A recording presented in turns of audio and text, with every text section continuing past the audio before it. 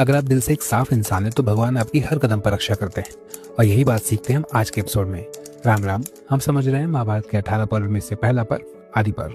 तो last episode में हमने जाना कि दुर्योधन ने भीम को जहर वाली खीर खिला दी थी और उसके बाद यमुना नदी में फेंक दिया था। और ये सोचकर कि भीम मर गए वो राजमहल वापस लौट जाता है। पर भीम बेहोशी के हालत में धीरे धीरे नीचे जाते रहते हैं और एक पॉइंट के बाद वो नागलोक पहुंच जाते हैं।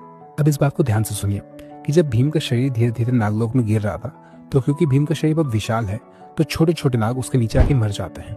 अब आसपास जो नाग होते हैं वो बहुत क्रोधित हो जाते हैं तो वो आते हैं उन्हें गुस्से में डसना शुरू कर देते हैं। अब भीम के शरीर में पहले से विष था, इसकी वजह से वो बेहोश थे।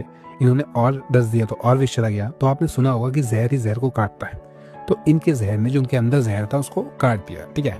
और इसी वजह से भीम आ जाते हैं होश में। एक बार वो होश में आते हैं तो आसपास के सारे नागों को पीटना शुरू कर देते हैं। अब भीम की मार से जो कुछ नाग बच जाते हैं वो भाग के जाते हैं नागों के राजा के पास, यानी नागराज वासुकी के पास, कि बताते हैं कि वहाँ पे कोई तो इंसान आ गया जो अब हमें मार रहा है। तो अब नागराज वासुकी उनके पास आते हैं कि देखने के लिए कि कौन ऐसा इंसान है। तो उनके साथ आते हैं नागराज आर्यक।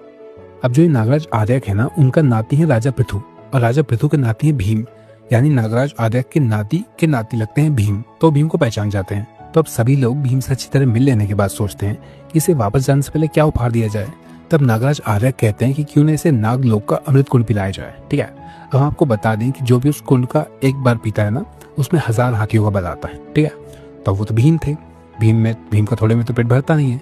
तो वो एक के बाद 8 कुंड पी गए और पी के सीधा सो गए। अब सभी लोग राजमहल में परेशान थे कि सारे बच्चे वापस आ गए पर भीम वापस नहीं आया। अब माता कुंती को कहीं ना कहीं दुर्योधन पे शक था पर वो कुछ कहती नहीं है। युधिष्ठिर भी शांत रहते हैं और कोशिश करते हैं कहीं पे भीम को ढूंढने की।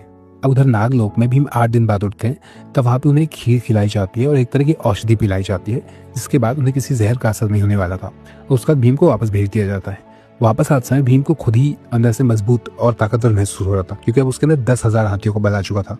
भीम वापस आते हैं और अपनी माता और अपने भाइयों से मिलते हैं और सब कुछ बता देते हैं कि दुर्योधन ने क्या किया, फिर वहाँ पे मेरे साथ क्या हुआ। तब युधिष्ठिर सब कुछ सुनते हैं और कहते हैं कि किसी से कहना नहीं।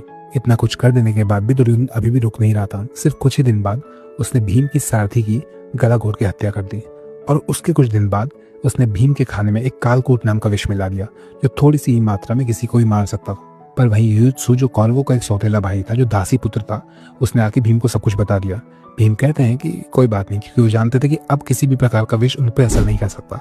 तो भीम हंसते हंसते उस खाने को सभी के सामने खा लेते हैं। तो आज की वीडियो में हमें 2 सीख मिलती है। पहली कि अगर आपका दिल साफ हो, आपकी नीयत साफ हो तो भगवान आपकी हमेशा ही रक्षा करते हैं।